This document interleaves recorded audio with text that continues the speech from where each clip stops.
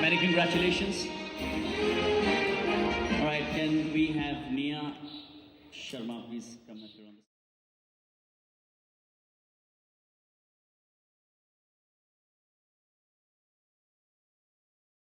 Welcome to Dreamcatchers. Our special guest today is a very beautiful scientist who has made history twice. In 2015, she was Mrs. India USA and she just won Mrs. India Worldwide. So let us welcome Namita Dodwadkar. Namita, namaste. Thank you so much. And welcome to the show. Thank you so much for coming. So tell us, what was that winning moment, that experience like when they called your name? It was unreal. I mean, I was not expecting. Uh-huh. When I came in top 5 after the question answer, second runner-up, first runner-up, Okay. and the heartbeat was fast. I was gonna ask you. And Okay. they put the music, the atmosphere with the fog. I remember it so clearly. I had I was so anxious. I did not know whose name it was going to be, Really? but all I was thinking of was my family, because my family was sitting right in front of me. Uh-huh. They were cheering for me. I could just see their faces. They were excited, and when they announced the name, it was like I was living a dream. Oh I my couldn't goodness. believe it. So All I nice. wanted to see is my family at that point. I wanted to see the reaction that my mom, Uh-huh. because my mother and brother, they Yes. flew specially for this pageant. Right. So I just wanted to see how, with the look on their face, that was the thing that was most important to me, because the entire time I was thinking I just wanted to make my mother proud. Oh, I think So- she's always proud of you.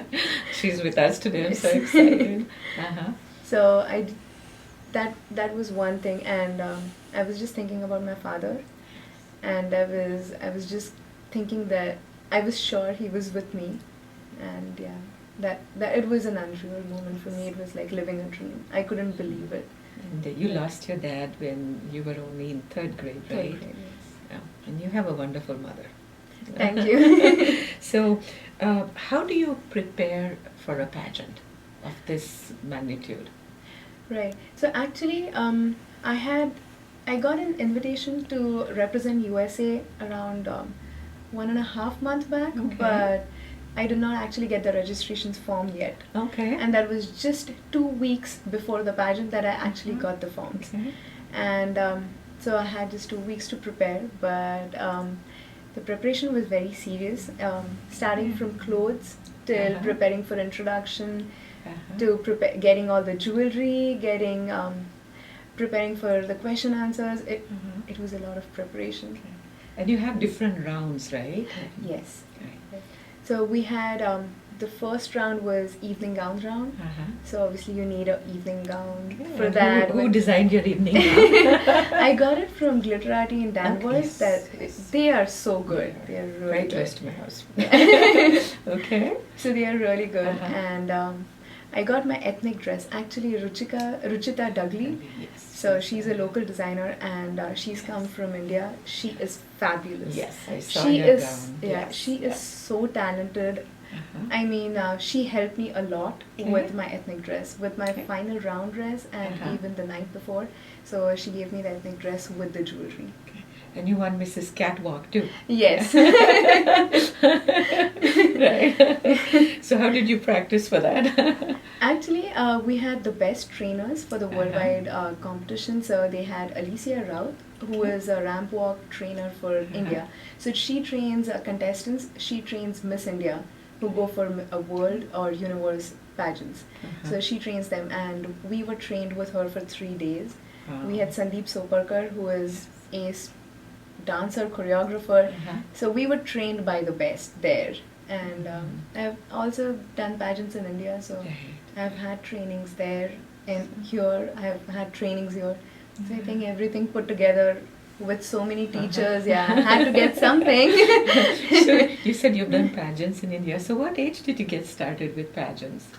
I was maybe 23. Really? Yeah. Wow. Yeah. I That's think it was a amazing. little late to start, but One of the things that I really like about the pageants, the way the trend is changing, and I've been a judge in one of the pageants, is now the focus is not just on the beauty. It's more as a complete picture. They're looking for women of substance now. right. And I also like the fact that they have the Mrs. category now, Mhm. you know, because married women are going a lot of places doing a Yes, lot of things that we absolutely. couldn't imagine before. Right. Now, so tell us a little bit about your journey. I know you're from Pune, Mhm. and you came to Boston in 2007 in Northeastern. And Right. so tell us a little bit about that journey. Sure. So I came here for higher education. It was a tough decision because it was just three of us in the family: my brother, my mother, and I. So it was a tough decision. But at that point, we made the decision because I wanted good education and I wanted to explore this land of opportunities, what it had in store for me. So I came for masters. I joined a lab there and I really liked the research. So I figured that maybe I should take up PhD. But PhD, it's minimum 5 years. But and my mother, we were not sure if I wanted to invest so much of time, Sure. but I wanted to invest for higher education. So we had one option that Northeastern. I spoke to them and they were ready to transfer my credits. That's So that wonderful. would be 3 years after my masters because they would transfer. And at that year, unfortunately, university was not accepting any PhD candidates. So we thought my chances were bleak. There was no way I would get into. But fortunately for me, my professor, he was so interested, and the research that I had put in during my masters, he wanted to take me, even though the university said no. He said that he would take me up as a research assistant and he would support me. So he still accepted my PhD. He still accepted me as a PhD candidate. That's wonderful. And your And- research has been on anti-cancer Yes. drugs, right? Yes. Okay. So that was one turning point that we thought that it was destiny. That even though it was the recession year, 2009, job market, even the university market, it was not great. But still, if there was some force behind me that I think, it was luck favoring me at that point that I still got into. I was like, yes, I'm definitely I getting saw into this. your favorite quote also. You're a great believer in destiny, right? Yes. Talking of destiny, tell us how you met your husband. He's such a wonderful guy as well. Tell us how you met So him. I met him in Pune. Okay. He was there for his bachelor's, so I met him through common friends. Okay. And I think we've known each other for more than 12 years now. Wow. And we've been best friends from probably the first day we met, I would say. We just clicked, and I don't know what was that, but we've just been best friends ever since. And even after marriage, we are best friends first, and then we're husband and wife. It's always about friendship. It's always about. And I know that you have a very close relationship with your mom also. So she said, you've said once that she is your real inspiration, right? So tell us a little bit about the inspirations in your life. Sure. So, as a child, I've seen she's a single parent. I've seen her struggles, but at the same time, I've seen her strength. She has never feared any difficulties. She is always, for me, she's personification of strength as much as she's of love. So a mother for everyone is a personification of love, but she showed me how a woman, if she decides, if she's confident, she can do anything in this world. Because a society where we live in, and they are like, oh, single parent, you won't be able to do this, you won't be able to do that. She was like, no, I would give them whatever education they want. I would give them anything that they want, and my children would reach heights, and you would see it. Oh my goodness. I've seen her strength, I've seen her willpower. She has been my inspiration. She's been a fighter, she's been an achiever, and that's exactly whom I want to become. I think you're already there. And you said that your motto is to make a difference, right? Yeah. How do you want to make a difference with this wonderful platform that you have gotten? Yeah, what I want to do is I want to set an example, because being the first ever is you're a torch bearer. Yes. I want to carve a path which everyone can follow, because not everyone has that in them to break the stereotype, to be the first one. If God has given me the opportunity, I want to set an example. I want to be the one who can be married but also pursue her career, pursue her hobbies. Even hobbies like acting, modeling after marriage, yes, you can still do that. If you want, yes, your family supports you, you can absolutely go for it. So I want to set an example and really motivate and inspire others. And you to do talk the a same. lot about time management as well, right? Yes. No, absolutely, because so for me it is even more because so daytime 9 to 5 I'm a scientist. Yes. In the evening I'm a dance instructor. I teach Uh-huh. Latin dances. That's amazing. And the weekends I'm doing acting, I'm doing modeling, and yes, I am still cooking, I'm still being a homemaker. So if you just prioritize or you set time frame that yes, this is the time when I'm doing this is the time for home related work. Right. I do the lawn mowing, I still shovel the snow, Oh I my do God. everything. So I think if you manage your time, and Yes. I would say the most important thing in my life is my husband, because he's been my biggest supporter, and yes, without him none of this would have been Yeah, possible. A lot depends on support group. Yes. Right. Tell us about your brother too. I know he is visiting and he's Yes. with us today.